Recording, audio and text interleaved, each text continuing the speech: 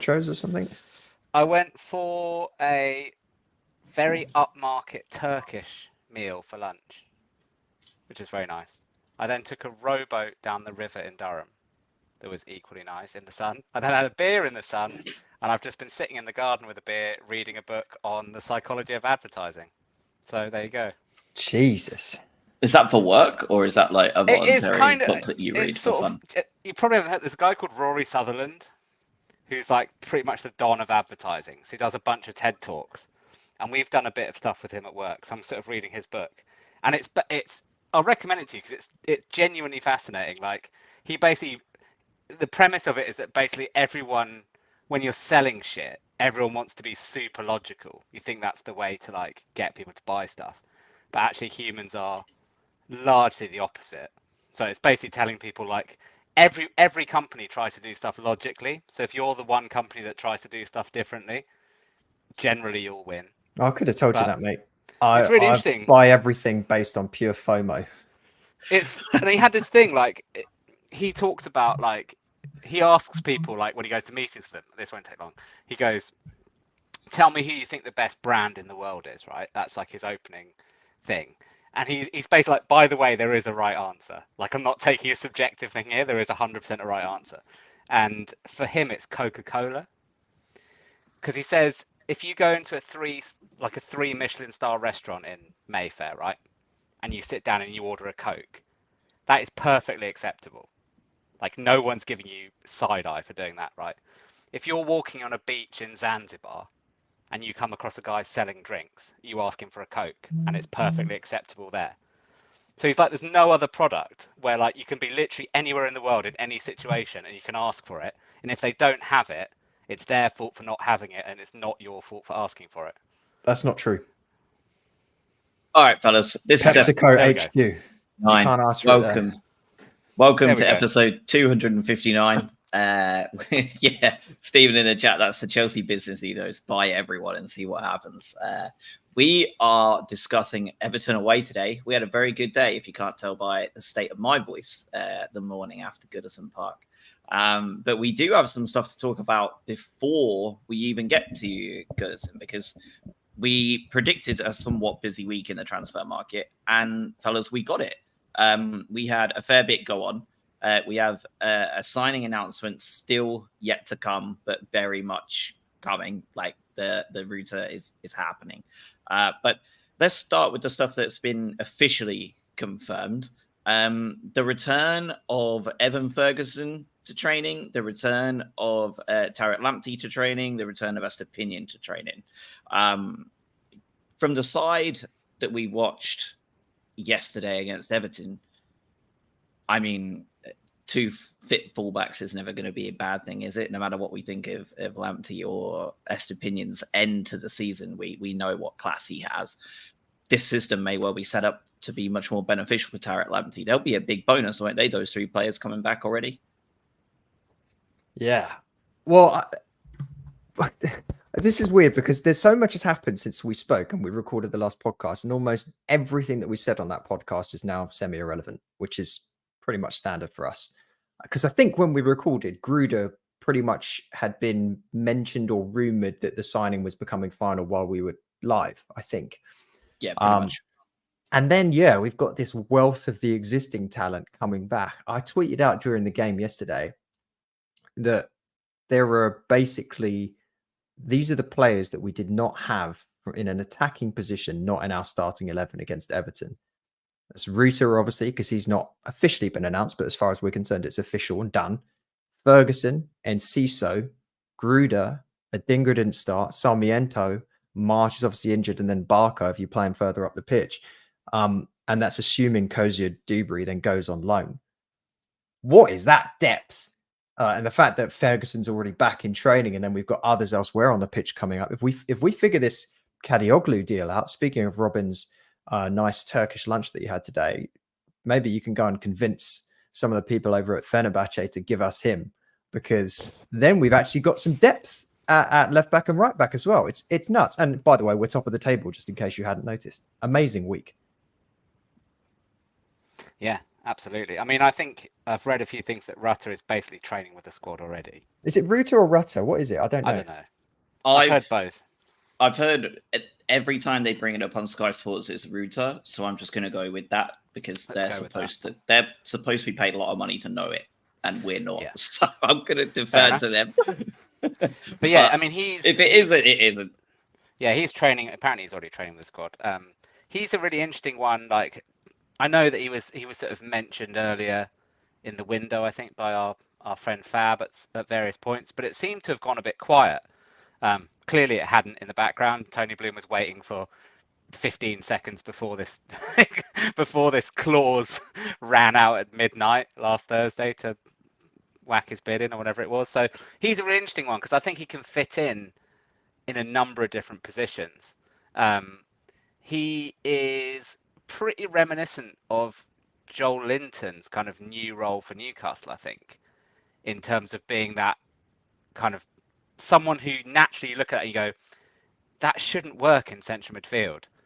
Because you kind of go, it's someone who is clearly kind of more minded to be a striker. But actually, if you look at him, he's a big unit. His passing is really good. He's one of those players that is really capable of getting the ball on the half turn and just running at defenders.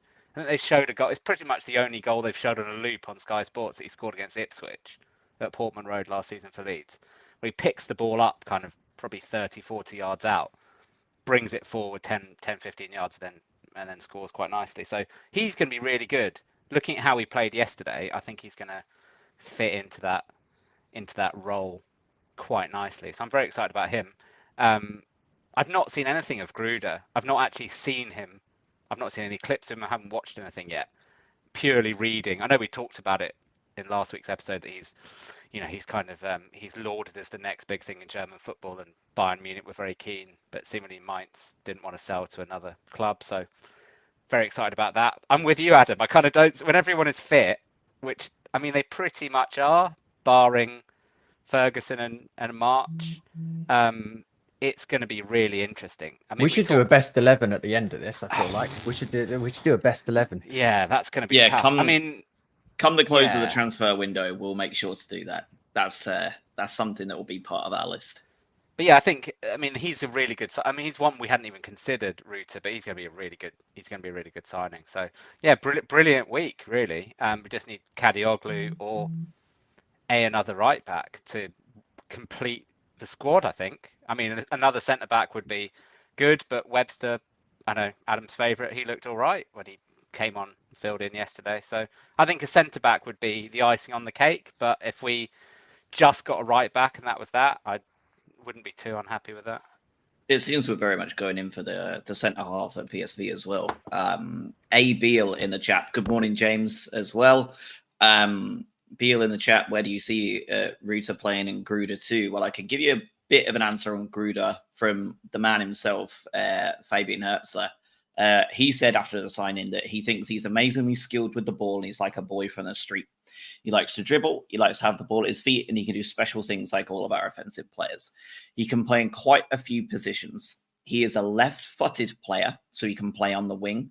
He can play in the half space, which Mainz fans that I've spoken to online is his best position for them. But I prefer that he can make the first touch with the left foot inside. So that pretty much tells you everything you need to know about where he's going to be playing. He's going to be playing in that top right third of the pitch, kind of where Minte is also playing, who I'm sure we'll be talking a lot about here in about 10 minutes when we get to Everton, because he was also phenomenal. Stephen saying, shame our European adventure is not this season. I mean, I would go as far as to say this is a great season not to have a European adventure. I'm sure the hope here is that we do go on another one, and this year is the year to get everyone bedded in before that is the kind of attempt to go again. And in terms of Ruter, I mean, he can play literally everywhere across that front four, from my understanding. And I would love to hear both your thoughts on. I mean, obviously, Ruter looks like an exciting signing. Leeds devastated to lose him, which just adds to the wonderful timeline of events from the minute they got promoted with Ben White until today. It's truly the gift that keeps on giving. But more than anything, like the thing that stands out and has stood out to everybody, and Robin, you alluded to it with the 15 minutes till the deadline piece with Reuter's release clause fee. We're about to spend £40 million on him in a position we already cite as our greatest strength, and quite clearly showed as our greatest strength yesterday, given we had one of our wingers get an assist, one of our wingers score, our good winger who got the assist go off injured, and his replacement also score.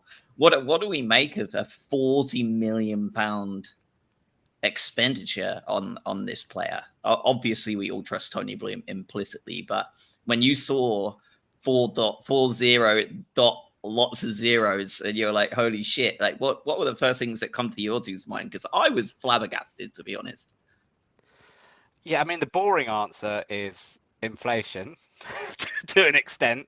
So how have you done advertising and then you're going to go into inflation? It's just it's like a bloody it is a TED talk. I told you it is. No, but I think we spent what 30 million on Pedro 15 months ago or so. So I feel like it's kind of the next natural step was that we were going to start to look slightly higher. I'm with you. I mean, it is bonkers, Josh, like that it is. I mean, I read a stat the other day that in the entirety of the club's history, we've spent just over 600 million on players. And obviously the vast majority of that's going to have come in the last 7 years.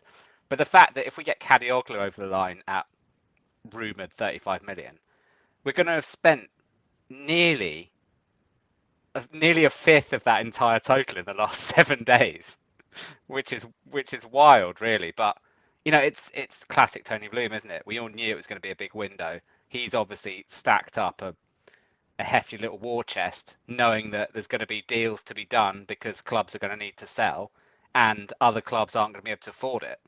So it's textbook Tony Bloom, really.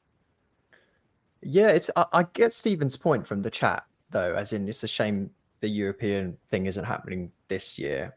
As you see both sides, right? Yes, we can bed all these players in, but also like, God, this would have been nice if we had this group of players for that season. Although I think the comments from yesterday after the Marseille game, I'm less bothered about De Zerbi being gone at this point. And I'm very thrilled with our teenage German manager.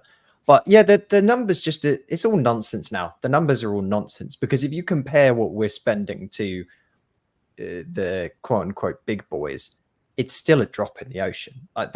Think about how much money. I think you tweeted about this, didn't you? Just something about because some idiots from other clubs putting stuff out like, I can't believe Brighton are spending all this money. The game's gone. Well, have you seen how much money this club has made over the past few transfer windows? We've been so net positive with cash flow from the player sales that this is what's enabled the club to do it.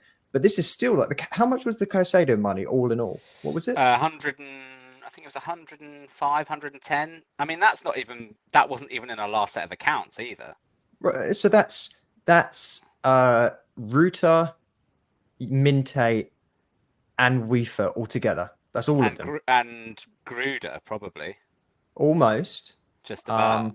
And that's just one player. Yeah, that's the one player we sold. Yeah, you go into McAllister or any of the others. So it's these are big sums, but we've made a shit ton of money, and that's without considering the growth of the club of entering Europe and all the additional money that comes through that, the sponsors that are now going to spend more money with Brighton and all that kind of good stuff. So it's crazy to see based on the history, but it's also at the same time not crazy when you add the context of what we've done. A Beal in the chat asking about Kadioglu as to whether it's a never-ending transfer, and do you think Fenerbahce are playing hardball? Do you think we'll get him? Will we get gazumped? I think this is dealing. I think unfortunately, Mr. or Mrs. Beal, this is the reality of dealing with Turkish football clubs when it comes to transfers. That's just who they are and how they operate. They will play dirty as much as they can, and it's stuff you see all the time, right? When other teams ship out players to Turkey, there's always some crazy shit go on. So I won't read too much into it. I won't worry about it too much either way. He wants to come. We want him. We've already done the deal on the side, as you shouldn't do, but it seems that everybody does. Pletty and Fab and everyone else are running the same shtick, right? That everything is in place. Fenerbahce are playing spoil sport. I wouldn't worry too much about that. If it's going to happen, it's going to happen. Just let the Turkish club do what the Turkish club's going to do. If there's anyone that can handle that situation, there's a certain Tony Bloom in charge of this club that I think will probably not be too flustered by it. This Fenerbahce yesterday, by the way, for those that don't know, they basically had to sort of can at the end of the game, their TV channel or coverage went black because their president was attacked during their 2-2 game. I guess Mourinho's first game in management competitively. So it's just pure chaos. It's pure chaos. So they're dealing with that. So yeah, it's mental. Elsewhere, obviously, we've got Kozia Dewberry, who looks like he's about to go on loan to a championship club. Ibrahim Osman is going to Feyenoord on loan. I think that's a great move. We've also got, who else is due to go to St. Pauli? Someone remind me. I just saw that yesterday that someone's due to go out on loan to St. Pauli from us. I haven't seen that, to be honest. I know that Moran's gone to Stoke. Yeah, this I week know as that well. one. There's another one that's supposed to be going to St. Pauli. Who would it be? Yokoye. Malik Yokoye. Okay, that would make sense. Yep, he's supposed to be going out to St. Pauli on loan, which is a nice little, here's a little backhander for Fabian. Yeah, he felt bad, didn't he? He's like, oh, I'll just have him for a bit. He probably knows what he's got. He's seen him enough in preseason. It's like, he will deliver for you, not quite yet for me, which is great. Other bit of interesting news that we get to before we head over to the Everton game. I know we're well far in already without any Everton feedback, but this one is also really worth bringing up. Albion have been drawn at home to Crawley Town in the Carabao Cup second round. That game will take place week commencing August 26th. This is at home at the Amex. Never really been much of a rivalry there, obviously, because of the different levels of the teams, but very much a local side in comparison, right? The ladies play there, women's team play at Crawley, and it will only be our second ever competitive fixture against Crawley Town, believe it or not. The last one, does anyone? Robin's nodding sagely, so I suspect he knows when it was. I do know. Yeah, I'll nod as well, but I've got no idea. It was the 4th of January in 1992 in the FA Cup, and the Albion ran out 5-0 winners, which is probably a bit of a precursor of what might well happen in 2 weeks' time as well. But anyone who can afford to get there, obviously it's a midweek game. Everyone, money's tight in life these days. But if you can get there, I think it will be a banging game. I really do. I hope the club posts really competitive prices, because I think that will be a great little game to say I was there at one of these very, very rare, proper local kind of derby games against Crawley. It's a weird thing to call it a derby because we're just so far away in terms of levels here. But when is it'll the be game? A good one. Week commencing August 26th. Oh, soon. Okay. Yep. So it'll be either the Tuesday or the Wednesday, based on what they want to do with TV and all that kind of shit. But yeah, I thought it was really interesting. It looks like it's got a lot of people excited online, because there are a lot of people who also follow Crawley on the side for obvious reasons, if they're a bit more local. And a lot of the women's team supporters all know all about them as well. So it should be a good one to see what our kind of backups look like when they run out there. I say backups. I mean, they're probably going to be running into a team considering like Gruder, Ruta, Estepinian returning, Lamptey, Webster, Igor, or the new PSV signing.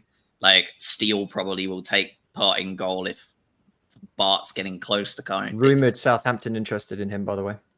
It's going to be brutal for Paul Crawley. I think that backup team is not going to be what most people would consider the backup team for a Brighton & Hove Albion side. But that speaks to the depth we're about to have. And that moves us on quite nicely, I think, to Everton away. The last season at Goodison Park, Everton, Sean Dyche, they've been quite active in the transfer market compared to the last couple of seasons. Only one of them got a lot of stick for playing all of them all pre-season, and then left every single new signing on the bench, barring the one. Questioned about it by journos after the game. He just said they're not ready. They asked when they played all pre-season, when will they be ready? And he says, when I say so. So great start for Dyche at Everton with their last season at Goodison Park. I mean, Hertzler pretty much nailed it. He was asked about how they would line up. He said they would probably play. He was expecting a rather flat 4-4-2. And from my perspective at Goodison Park, it could not be more perfect when I was watching them line up. Decore, I think, was partially a number 10 at times, but he was very much up there with Calvert-Lewin. What did you make of the lineup? Exactly the same from Villarreal, with the exception of adding Jack Hinchelwood at left back in place of Valentin Barco. Rocking up to Goodison, first day of the season, their last year at Goodison. What were you expecting from this Everton side when you saw both of the lineups, fellas? Were you positive, worried, confused? What were the feelings?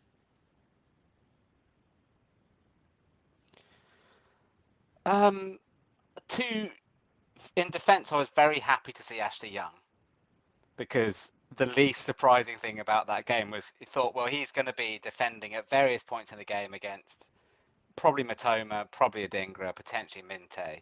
Just thought, like, if we don't get any change out of that, that's probably the easiest, well, the biggest mismatch battle we're going to have probably this year in the division.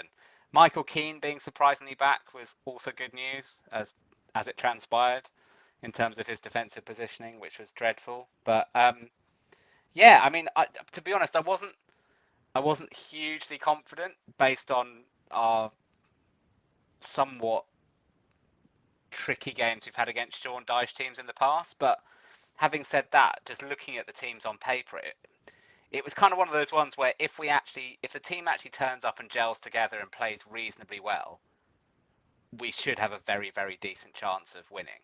But we know with the Albion that that's not always how it goes. So I wasn't taking it as a banker, but I was pretty confident when I saw the respective lineups. We did start slow though, didn't we, Adam? Walk us through those first 15 minutes for us, if you would. No, it was a shit show. But I want to. Before that, I do want to. The expectations that we had going into this game. Let's be honest with ourselves. There was a crap ton of unknown with this. Like, we lost the manager. We brought in a 31-year-old who's only doesn't have top level experience managing. Right? He had a crazy season in the Bundesliga too. We've signed a bunch of 19-year-olds, and we lost arguably Brighton and Hove Albion's best player, at least in the Premier League era. So going into this game, you'd be forgiven for thinking, well, we could get battered here. And nobody even really sort of knew how we'd line up. The TV channels all thought there was going to be a 3 at the back and things like that. And it didn't transpire like that, really did. We kind of played a clean back 4 from what I could see. The start was nerve-wracking because we were completely under the cosh from against them. They were pressing like crazy. I don't remember us stringing more than 2 passes together for the first 15 minutes. It was diabolically bad. And I don't know about all of you listening, but I was sat there thinking, oh God, is this what it's going to be? Hopefully this is just nerves and jitters under the new system. And thankfully, those worries went away fairly quickly after that first few minutes. Yeah, agreed. Yeah, they started like crazy, didn't they? Yeah, Weaver.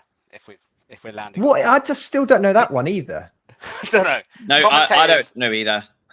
Because the fella at Everton pronounced him Weaver as well, and then I watched Match of the Day and it was Viva.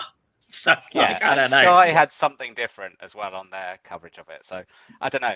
He was the one that he seemed every time he kind of had the ball, he seemed to give it away in the first 15 minutes.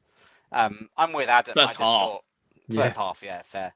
I'm with Adam. I was kind of very worried after those first 10, 15 minutes. But having said that, it was identical in the Villarreal game, where we started very slowly and could have been 2-0 down against Villarreal after 10, 15 minutes. It was that classic, we just needed a goal, I think. And it would have been interesting if that set-piece goal that we conceded had stood. It would have been interesting to see how the afternoon would have gone from that. But yeah, definitely needed a goal to spark things off slightly. It was very much a clear offside from the set piece, wasn't it? Yeah. But I tell you what, it's funny because I literally, I just in my head, as I looked at the team lineup for the core, and I was like, Hertz was a pro at set pieces, nothing to worry about. This will be a good first test. back of the net ripples. I'm like, oh, glad I didn't say that out loud. And then obviously, he looked offside from my perspective as well. We were kind of right in line with that goal, and obviously it was ruled out pretty quickly. Not too long after that, though, I'm not sure there's going to be many worse misses this season than the dual miss from was it Calvert-Lewin and Decore? It was definitely Decore. Or McNeil and Decore. I think it was McNeil and Decore. Yeah, he squared it. It was superb all the way up to the finish twice. Do you know what it felt like? And Adam will sympathize massively. It feels like one of those last couple of FUT Champions games where you just know the game is rigged against you at this point. I've never seen anything like it. Like the way that ball just bounced off the post and then got yeeted across the entire 6-yard box without even being remotely on top. Like how we went from that position to the ball going out for a throw-in, I believe, it's absolutely phenomenal.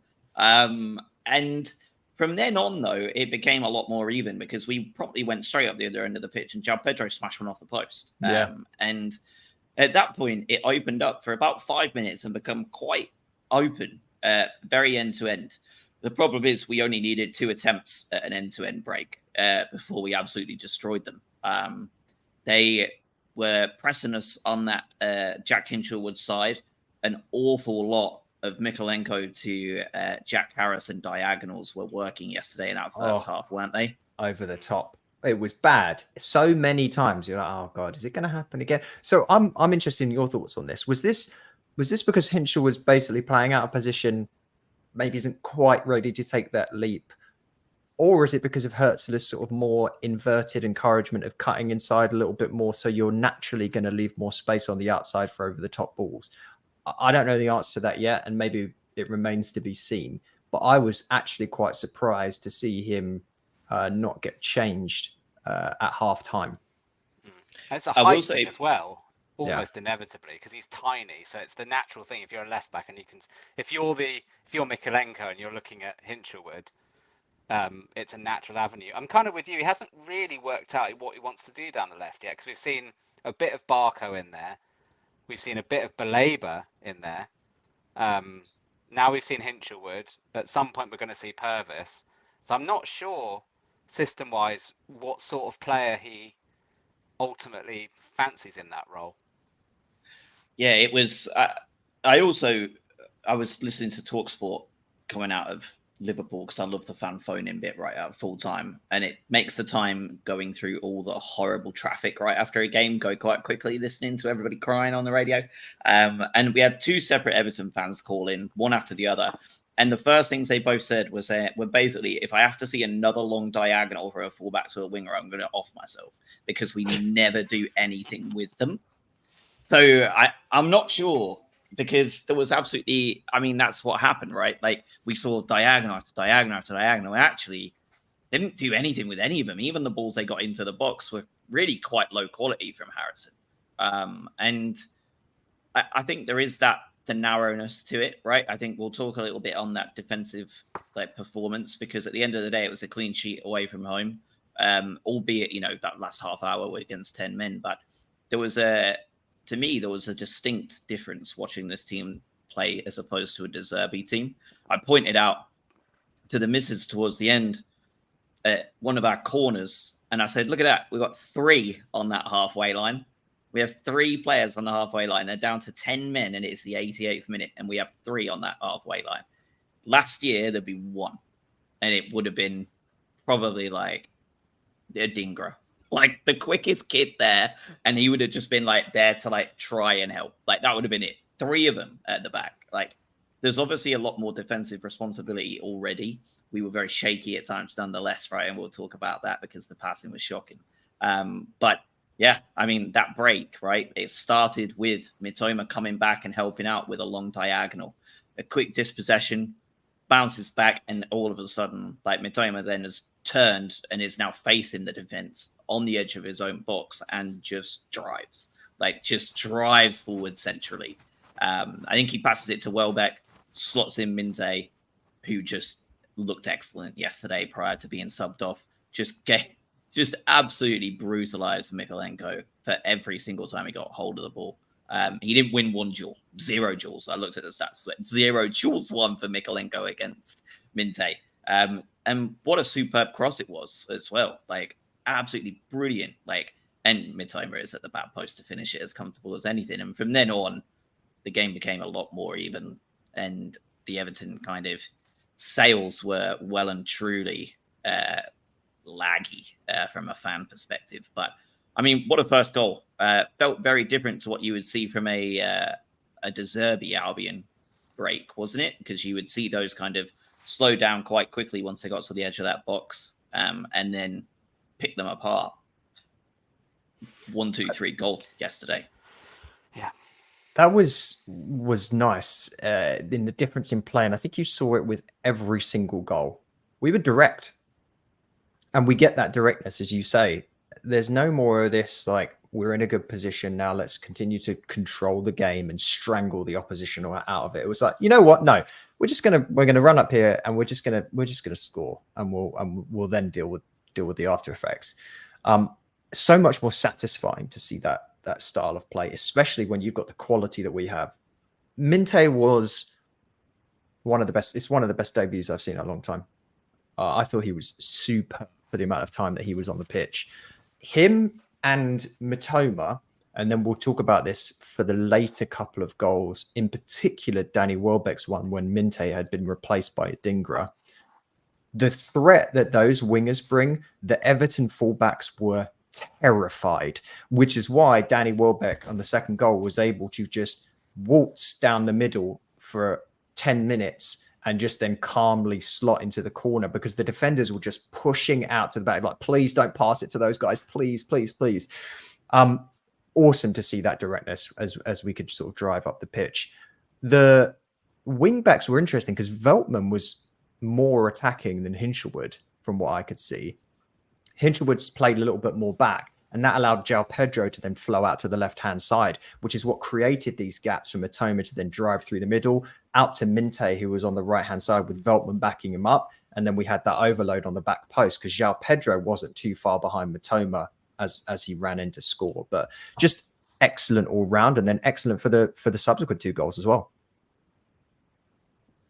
Yeah, phenomenal. Robin, post that goal, first half stayed a little bit quite open, really. There was chances at both ends. Going at half time, Minte obviously subbed off as a concussion substitution.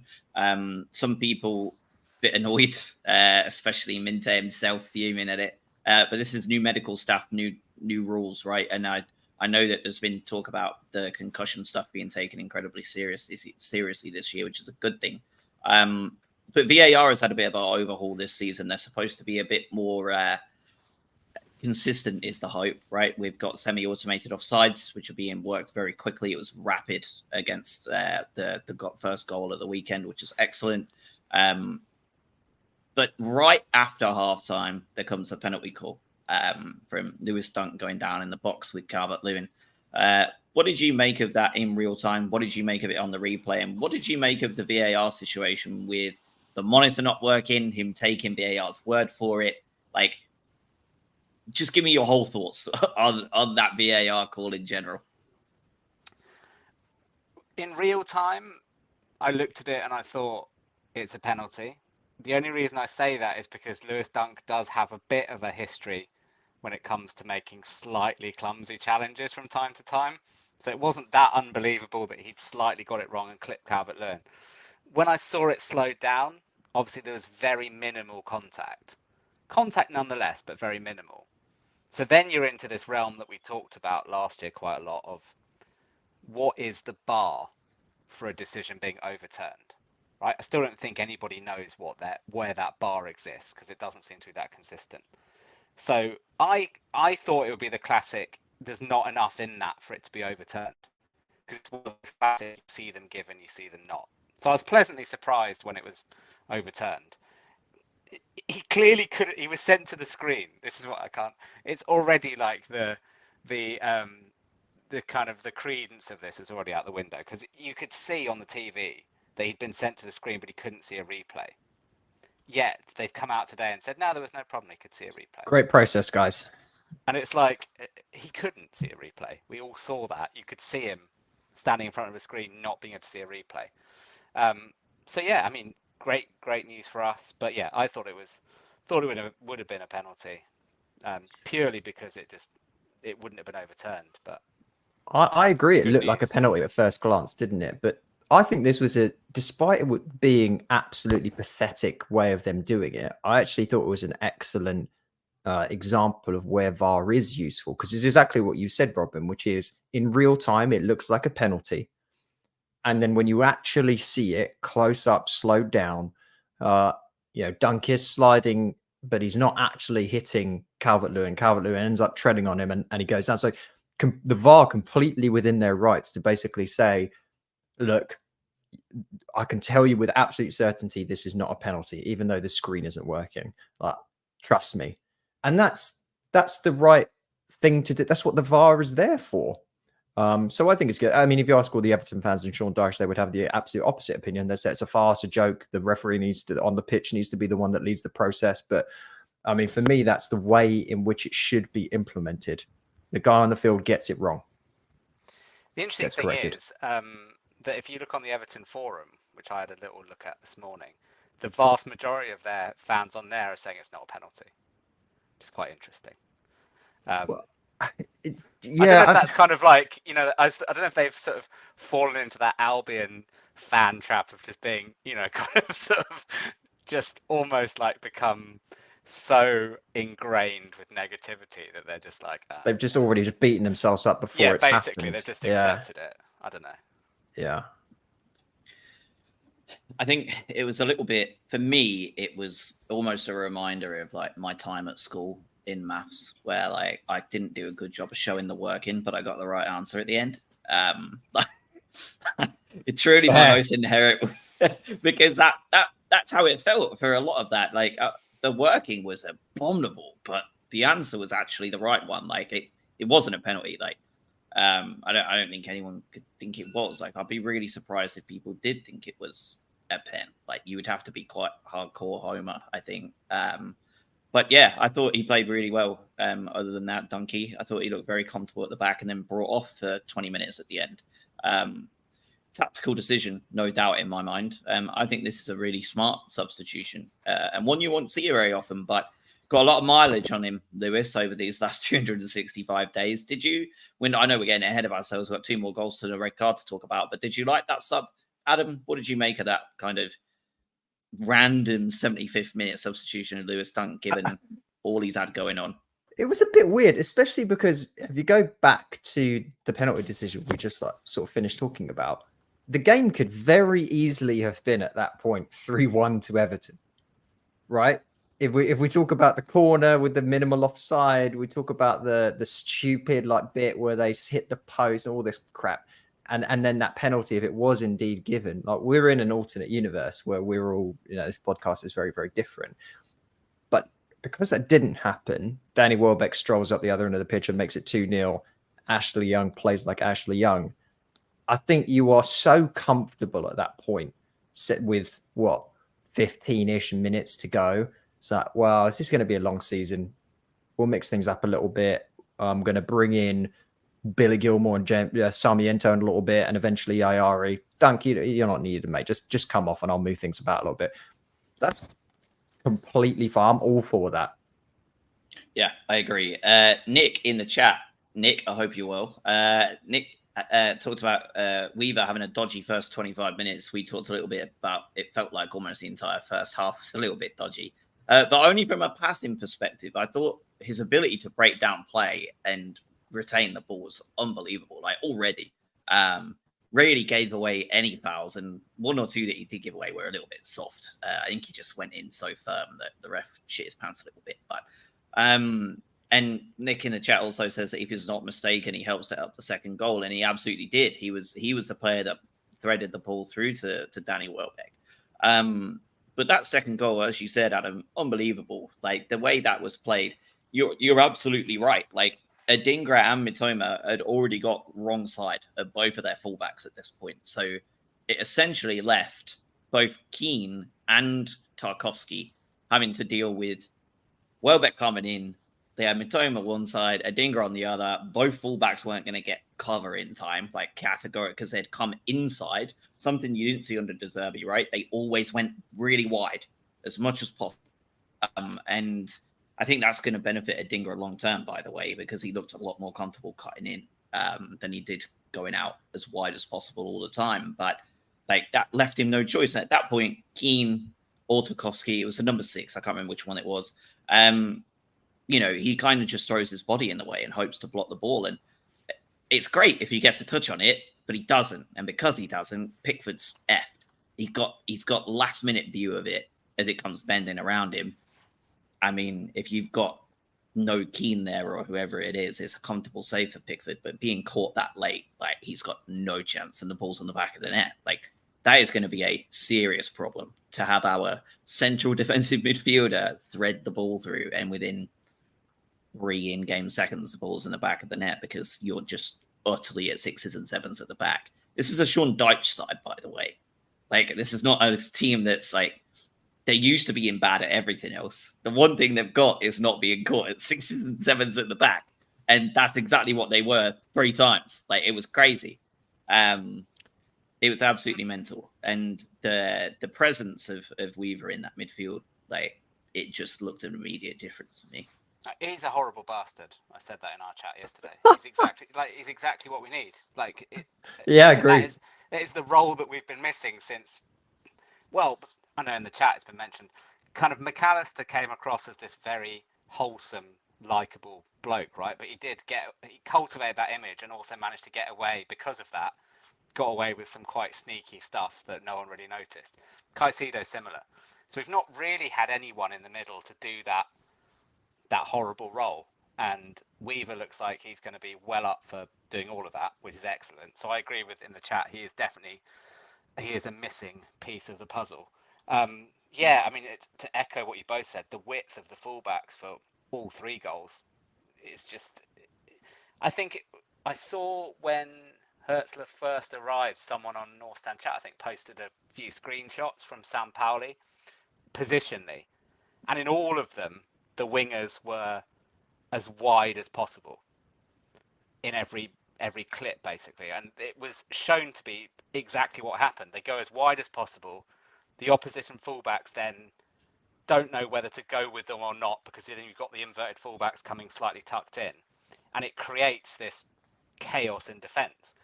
So I would say those probably goals 2 and 3 were, if you ask Hertzler, they're probably textbook Hertzler goals in terms of what he wants to see happen. And you look at the space that was created. Obviously, Welbeck has marched through the middle because Michael Keane has gone left to try and cut off Adingra, and Tarkowski doesn't really know whether to go right or stick, and ends up, as you say, Josh, not really doing either. And then, for the third goal that we'll come on to, I think it's Welbeck that plays a really nice pass out to Adingra. But again, because chaos has been created, the defenders all over the place, and Adingra's basically got that top right third of the pitch to himself. I mean, that's not by accident. I mean, all of that, as far as I know, we've got limited evidence to go off, but as far as I can see so far, that is kind of textbook Hertzler. Yeah, I agree, and there's a couple of things I want to talk about. Weaver, wherever he is now, because I like your terminology of just him being a bastard, but when people say like this player's like a Rolls Royce midfielder, he is like a Humvee or a tank, where it's just this big block that sort of moves around. Yes, his passing was horrendous for the first half, but there was a lot of other bad passing. Like I know people will blame Van Hecke or Milner for this. It seemed like both their fault, but at the start, Van Hecke just passed to Milner. Milner was looking the other bloody direction, and then Everton nearly had an opportunity. But go back and look at the first goal. Steele was going to go and gather the ball, and Weaver was the one that basically played this really smart little pass out to Mitoma that the Everton attackers weren't expecting. That's what allowed Mitoma to just run 40 yards down the pitch. That it was a little cut pass from Weaver outside of the pass he made for the second goal as well. So not only is he smashing up attackers defensively. He seems like he has an eye for a pass when it matters. And I'd say the first goal, even though the second and third goal had those similarities that we've talked about with this sort of Hurzeler style of play, I don't think the first was all that different, because instead of centrally just going and then taking the shot centrally, they chose to pass to the winger. But Mitoma ran and ran and ran down the middle. And because we had all the other players pushed out to the left and the right, that was what gave him all that space. And we just chose to then put the ball out to the right, and Minte would then cross it in. So it's like, pick your poison at that point for the defense. Excellent all round to see that. But I'm excited by what I see from Weaver and Minte sort of equally. I think they both look excellent. Yeah, I mean, superb. Moving on to the next, there was a lot of flashpoints in this game, actually. Now I'm going through them. I didn't realize there were so many. But, I mean, the one that I've seen complained about by Everton fans on pretty much every piece of social media you can find, I've seen more of them thinking that it wasn't a red card than it was a penalty. Which is absolutely, genuinely, I've seen that a lot more. Like, a lot of them are, I can understand why that penalty was overturned, but that red card was soft. I've never seen a more obvious last man challenge ever. If you 100%. Are we all in agreement? Like, we're not. Yeah, I mean, it's not like Homer is. No. Matoma's gone past him. Right, that's not up for debate. Matoma's got goal side of him. He's off. There is no universe where a 38-year-old or a 39-year-old Ashley Young is catching Mitoma.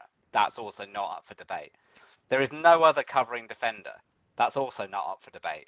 And he's basically pulled the shirt off his back, which is also not up for debate. So those four things all together, if you've got a bingo card of these are the criteria for a last man red card, there's nothing else you're adding. I cannot, taking the blue and white glasses off and looking at this objectively as possible, I cannot see any mitigating factors. Yeah, I totally agree. Well, I've got nothing else to say. Yeah, it was a red card. Let's move on to the next one then. Just before we talk about the goal, substitutions that were made. Jeremy Sarmiento coming on with Cozy Dewberry and Osman out. Looks like he does have a part to play in this squad going forward. Time will tell. There's only 12, 13 days left of the window, so we'll know sooner than later. But coming on is always a good sign for Jeremy. I thought he played pretty well in the 15 minutes he got given. But the other one is, number one, James Milner, centre midfielder. Not a permanent fixture, I'm sure, or one we want to see as a permanent fixture, but by God, I'd rather him there, a fullback, after watching him yesterday. And two, Billy Gilmour coming on after all of the rumours about Napoli. Got a lot of "we want you to stay" chants. The fans really, there was a really nice reception for him. I was curious. I was just with the popcorn bucket, what am I going to see here?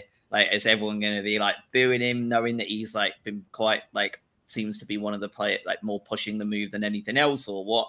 But the fans were very open arms about hoping he stays. And for me, if you're bringing him on in a game that really means absolutely nothing at this point, where it's 82 minutes in and we're 2-0 up, and they're down to 10 men, and they have just subbed on defenders for their guys. What do you think is the idea behind that?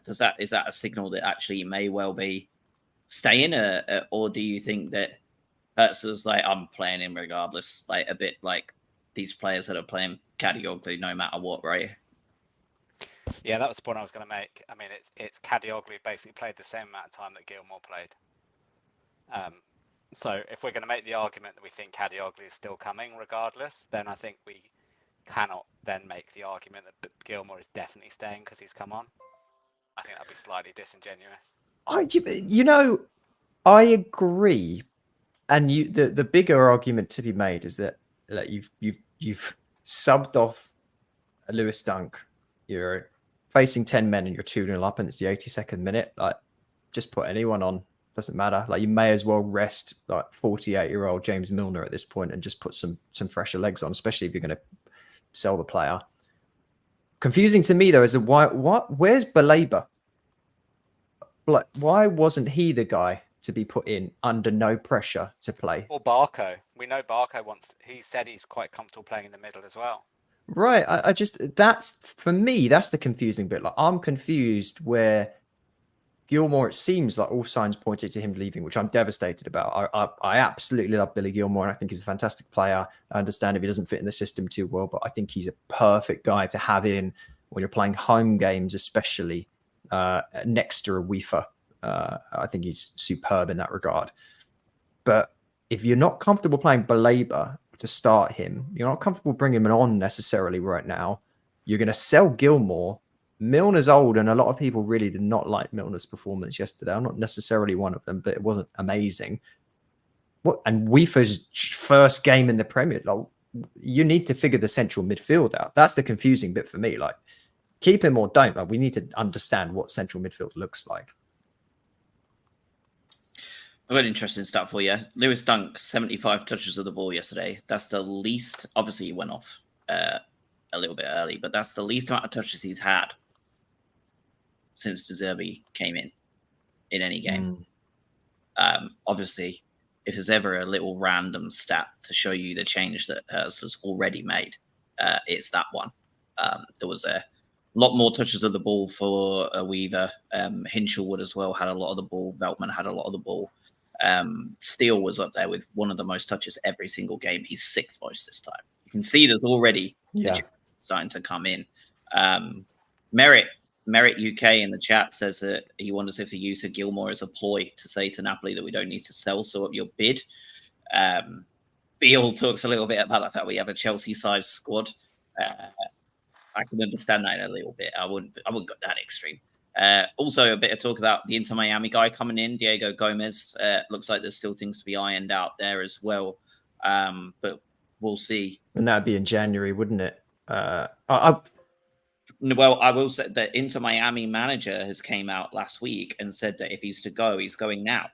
All right, fair enough. On record, post game, he said they asked him about him, and he said, "I don't know. Talks are ongoing, but if he's going to go, I'm of the understanding that it's now, like by the end of the European transfer window." So there is that piece to it as well. I want to comment on your piece about Lewis Dunk, because you're absolutely right in terms of the way in which we play out from the back. It's so different this time. Case in point is exactly what we talked about with the Ashley Young red card. Why did he get red carded? Lewis Dunk played a long ball all the way over to that side of the pitch, and Young duffed it, and then Mitoma started running. We did not see a lot of that under Roberto De Zerbi, and we've got the players to do that. Like, that is exactly what you look at. That, as to Robin said earlier on, you look at the team that they set up. It's like, well, we've got Mitoma against Ashley Young. I'm punting the ball there constantly. That's all I want to do. Whereas De Zerbi would never have gone away from his focus on, we play out from the back, 300 passes between the defense. And by the way, it worked. It was fantastic. But I like this. Just get the ball up there. Yeah, I'm with you. And also, I'll be honest, from a kind of being scarred by the Albion for a long time perspective, I'm also a fan of not dicking about with it so much at the back. For my heart health, my cardiac health, I think that's going to be slightly better. Because let's be honest, like, we've had moments, all of our central defenders have had moments where they have put their foot on the ball and slipped or had their pocket picked or whatever. I'm not suggesting that we go full on hoof the ball every single time, but I think collectively it's going to be better that we're going to be shifting things out a little bit faster. And let's be honest, that's where we've discussed at length the amount of attacking talent we've got. So logic would tell you that you're going to have the most amount of joy when you give that talent as much time on the ball as possible, right? Yeah, and that's the way that we described those goals that everyone saw, and the way that the wingers were playing, the way that it freed up the central striker.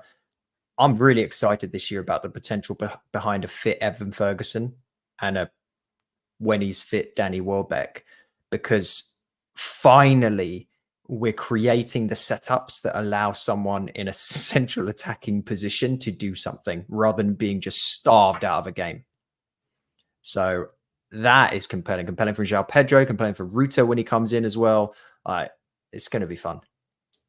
Yeah, and Stephen talks about it as well, that like he was like a mini Arsene Wenger at times, like wanting to walk the ball into the goal. Potter was no different, guys. Like when we remember back, like it's almost like we have spent the best part of half a decade going with this death by 1,000 cuts approach, right?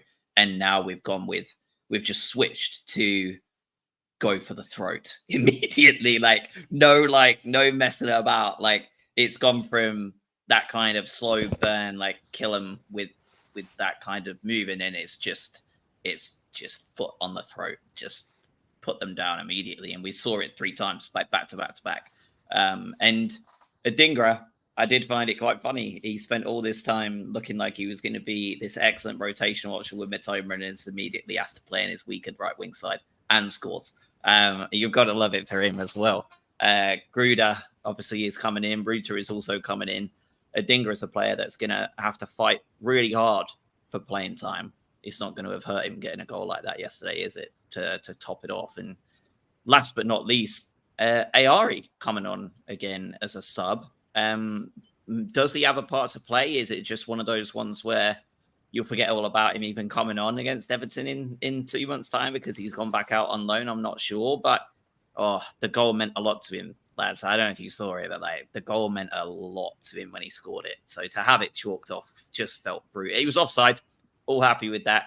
Once again, speed of the check, chef's kiss. Like that's what we asked for. That's all we ask for stuff like this. But I mean, again, it was another super direct bit of play, and you've got to feel for Ayari there because he was absolutely buzzing to score that goal, and he played very high up the pitch as well, almost a striker at times. Do you think there's a future for Ayari?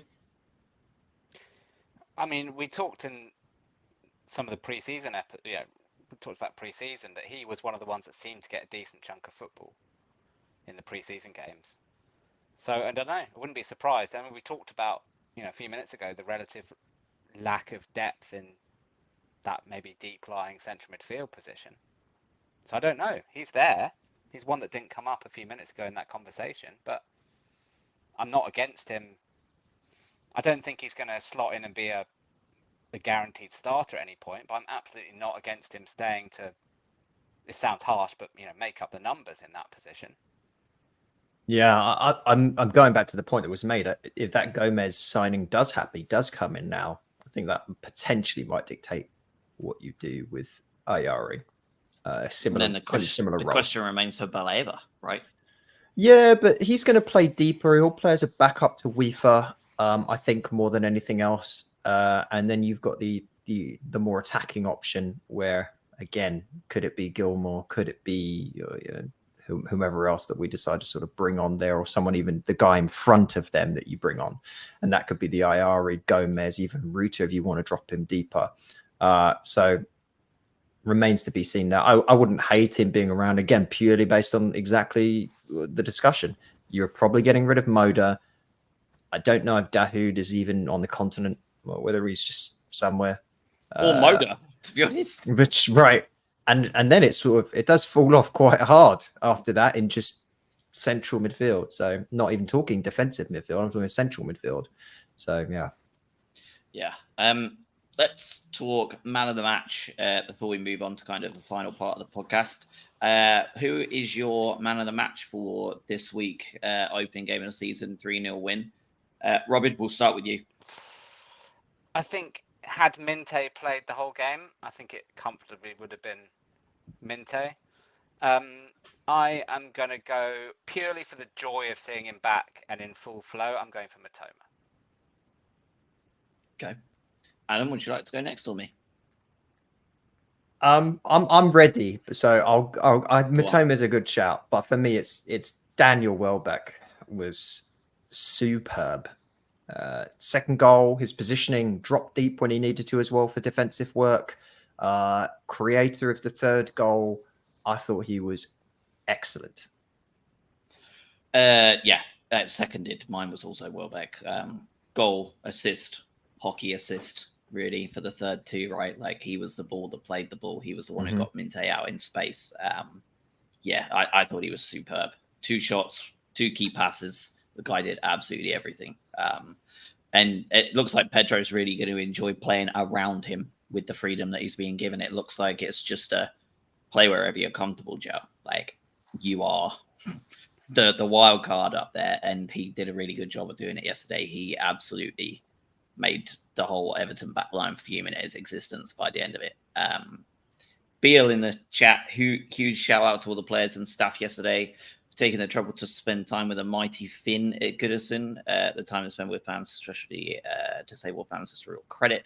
On that, I saw the clip of Veltman giving his shirt to a disabled boy in the crowd. I'm not sure if that was the mighty Finn or another one of our disabled fans, but that was really nice to see. It's classic Joel Veltman. We just know him to be, from all reports, we just, you hear of him just being a really nice bloke. So it's not really a surprising gesture, but it's nice when it happens. Yeah, it was really nice to see, and he kept his training bra on also, so he won't have got in trouble this time after last time. And Stephen Mitchell, thank you for reminding us, actually, because this probably could do with another 45 minutes of the podcast, but we won't do that to you. Can you mention the pass of the match? For those of you listening, I'll give you about 2 seconds to consider what that one may be. But that was Webster's outside of the foot pass, first time into the box to win ourselves a corner, because it caused actual problems. Where did this come? I don't have words for it now, fellas. Like, where did this come from? I fell to my knees in Lidl watching that. I didn't. Why did that even happen? I didn't know he had the physical capability of doing that. I suppose he didn't fall over and broke his ankle. It felt like he shouldn't have been capable of doing something like that. It's like when you watch Olympians do stuff and you think, like, how is the human body capable of that? You go, how is Adam Webster, of all people, capable of playing such a disgusting pass? It was like prime Ronaldinho, weren't it? Let's be honest. Like, it literally was. It was outrageous. All right, let's talk rest of the Premier League then, because we had a fair bit go on this weekend. Manchester Can I United make one beat point before you move on?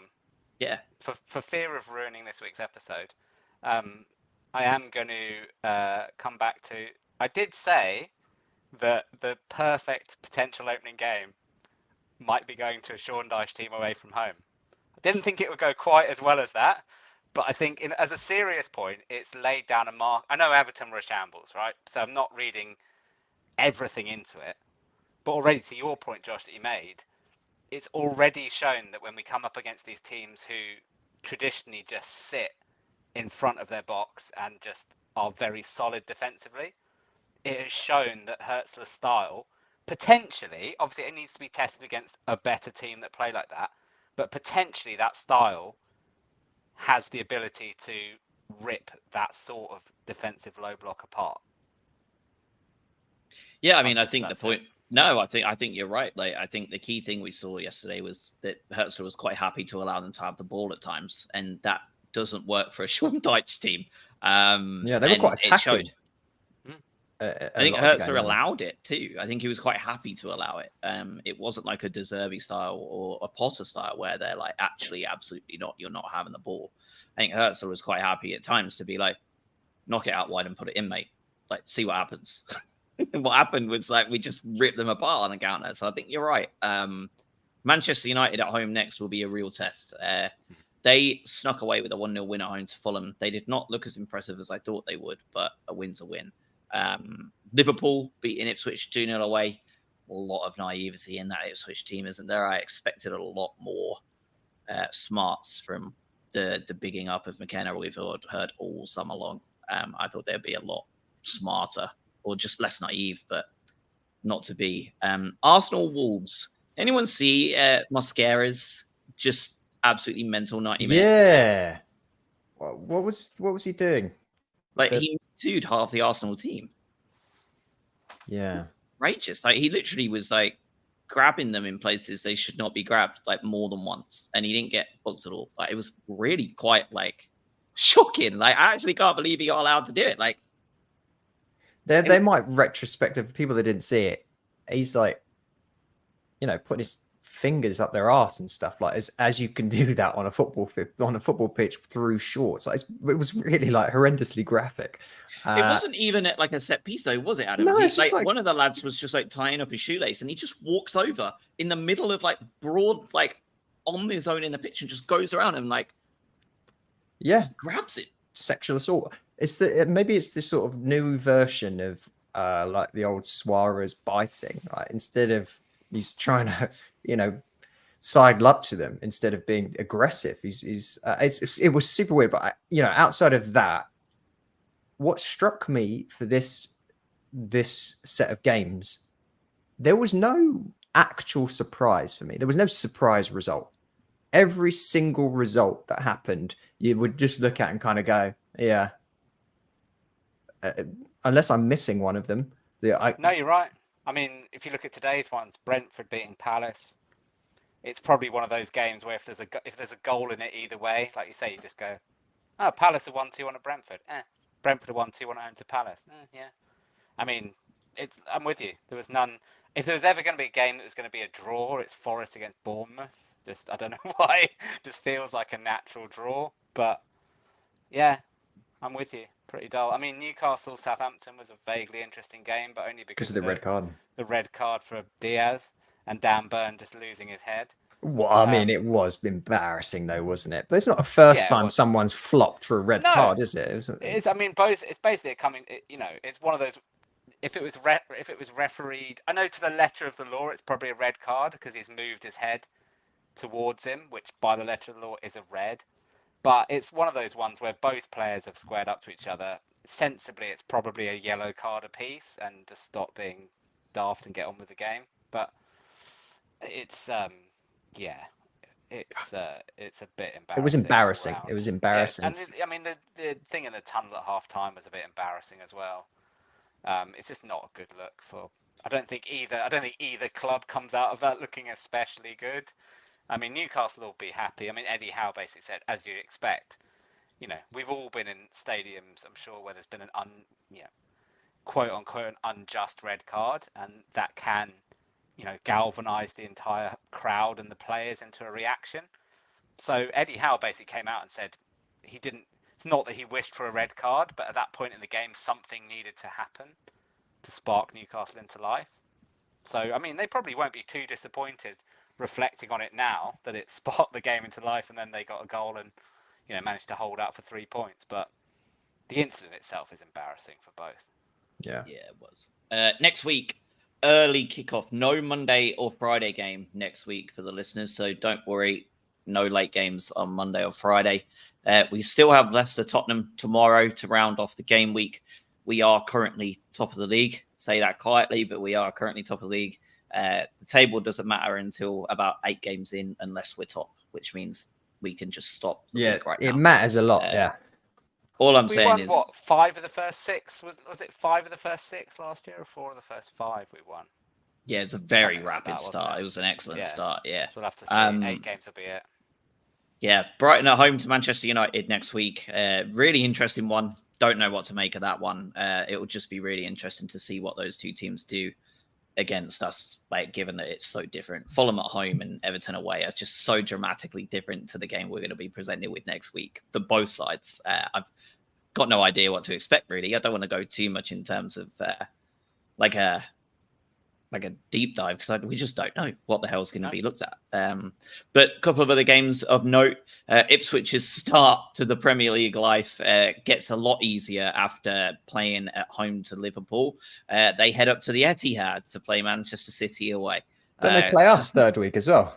They do, yeah. They play us away next, yeah. Southampton Forest could be a 6-pointer immediately this early in the season, one to look out for those interested in the relegation race. And then other than that, nothing else really stands out. Villa Arsenal, possibly. Emery back. That's a big game. The Arsenal game, yeah. That one will be obvious for the title race for Arsenal specifically at Villa. Because was that got not to win that if you want to win? Villa the league, basically right? Villa won at Arsenal to kind of see off their title shot end of last season, didn't they? One of them was at the Emirates, but big game. Villa looked very good yesterday. very good against a West Ham side that's got a decent manager in place, has brought in a lot of quality players and already had a decent amount of quality within that team. Villa made them look like absolute crap for the vast majority of that game. So they are. I mean, this is the side that came fourth last year, right? So they should be pretty damn good. We just got to hope that the Champions League overwhelms them. I've got one mea culpa to make, in that when we talked about the kits on the last episode, I was like, well, the home kit I like a lot, but I've got suspicions over the. I've seen enough. After 92, 93 minutes of football, I now absolutely love the yellow kit. Welcome to the club. Yeah, it was 99. Trust me, Deitch was livid about those. Oh, that's right. Because that's right. The stadium just went, the 5 Everton fans that were left, at least. Yeah. Deitch was fuming in the post-game interview, by the way. He actually legitimately came out and said, I know there was supposed to be 9 minutes, but we're 3-0 down with 10 men. Like, get a life. Like, end it early. I agree with that, though, to be fair. I do agree with that. It's just like, come on, lads, let's just pack this up. It's pointless. The 3,000 at Goodison were buzzing to hear 9. We were like, we need more goals. It looked like Fabian was like, absolutely not. Don't move for 9 minutes. Like, we're done. And that's pretty much how it ended. Merritt in the chat, do you guys have a Patreon? No, we don't. Nothing like that, mate. We are doing this out of the goodness of our hearts. We're not doing this for money. So we just appreciate you. No, I'm kidding. We just, Adam will drop his Venmo in the chat. But yeah, no, we are, we don't have anything like that. We just really appreciate you coming into the chat live to contribute. It always helps bounce things around. It always makes things better. It was great last week having a lot of people in the chat. Great this week again. Great turnout. Hopefully we can have the same kind of conversation next week. Talking post Manchester United at home with 6 points from 6. One final thing I've just been reading. Looks like Leicester are going to get a 6-point deduction. Oh, superb start. That's why I had them going down. Yeah, which may obviously have an influence there. Question for Adam: in fact you as well, Josh, has yesterday's performance and the signings of this week had any impact on where you think we're going to finish? Or is it too early to have? What did I say? I think 10th, you 11th, said 10th, 11th. I think we averaged about 10th or 11th. I'll be honest. I can see if we get Kadioglu or another right back in, I can see an argument that we maybe should be looking at 8th or 9th. I don't think we're going to storm into the top 6, but I can see an argument for saying maybe top 10 is a viable target. I said 14th, didn't I? I said 12th, I think. I am holding off until next week. This was a really bad Everton performance outside of that first 25 minutes. The Manchester United side that rocked up in May tore us apart with boring efficiency. And I need to wait and see what happens next week, because we have a lot of players back, but we are also under totally new management. I just want to see what that looks like. That's my benchmark. More than this week, I just want to see what we perform like next week. If we beat them next week in a strong manner, like that's it, we'll win the league. Change fair enough. No, but in seriousness, I think if we win next week in a not pure fluke fashion, right? Like one dodgy goal bouncing off of someone's head or whatever, like goes in, like. But if we win and we come out of that and go like on the overall, like we're not surprised we won, then yeah, I'm moving right up to like basically coming in line with you guys. It's like I was wrong. We've gelled already. 10th, 11th, 12th, 9th is good for me. Like that's where I would be at, because the gelling piece was my biggest problem. I know we opened ourselves up a few times in that first 25 minutes, but we looked more defensively solid than I ever expected. I expected us to look that comfortable at the back defensive wise in October, not yesterday. So I think that regardless of where we ultimately finish, I know last season had the European adventure and it was exciting, but we have basically had and continue to have the biggest transfer window in this club's history. We are signing incredible players, incredible young players. We're already clearly playing innovative football. We got a clean sheet on the opening day away, and we're currently top of the Premier League. Like, that is, you cannot ask for anything better than what has happened. You can't ask for anything better, at least on planet Earth. So who knows what's going to happen next weekend, and who knows if we do end up finishing 12th or whatever, but it looks very, very, very promising right now, especially if we make a couple of those additional signings, and especially if Hertzler continues to look at sides and quite clearly prey on their weaknesses and make game plans and not just be beholden to one single mantra that he has, like we had under Zerbi and Potter. That will be interesting to see how that unfolds, because that may be the next step for this club. Yeah, agreed. I think Stephen in the chat. So you go, Josh. So Stephen in the chat just says, "What if we beat Arsenal? Could we be the next Leicester?" Frankly, Stephen, if we go 9 from 9 against United, Everton, and Arsenal, there's going to be a lot of really hot takes on this podcast for the next week or so. Warning. So I won't worry about that until we get there. But yeah, there's going to be a lot of incredible optimism, to the point of toxic optimism, I think, at that point. So just don't even worry about that, Stephen. I don't think we'll get there, but you never know. So we'll see. All I was going to say was, I think Josh on last week's, you made the point about having the strength and depth out wide was going to have such a big impact, because you have 60 minutes of Mitoma and Minte running at someone, and then you bring them off and you've got half an hour of Adingra, March, Gruder, another coming in. That is going to be, and I think that's the kind of thing where it's very, very difficult to have a solid game plan against that as a defending team, because at that point you're knackered, right? And if you've got someone who is just legitimately faster than you, and you've got fullbacks who are on yellow cards potentially, like, that's really difficult. I mean, it's quite pure Route 1 football, but it's really difficult to defend against. So if we can keep everybody fit, or even 3/4 of our options fit, it puts you in the game in virtually every match, because you know that you're going to get to 60, 70 minutes, and even if you're 2-0 down, you're not out of it with those options off the bench. Yeah. So I think it's going to be the crucial element, and we've seen already it just plays into Hertzler's style. So I'm with Adam. The transfer window has been about as good as you can get, both in and out. And if we can get Kadioglu in, or a similar right back, then I think every fan, certainly every sort of rational, sensible fan, will look at that transfer window and go, I couldn't really have asked for anything more. Yeah, absolutely.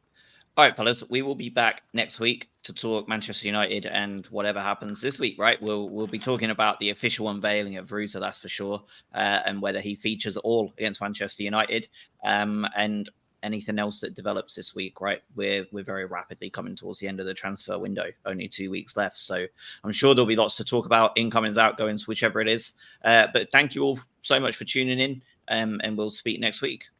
Probably Monday. Yeah, probably Monday. Yeah. Cheers all.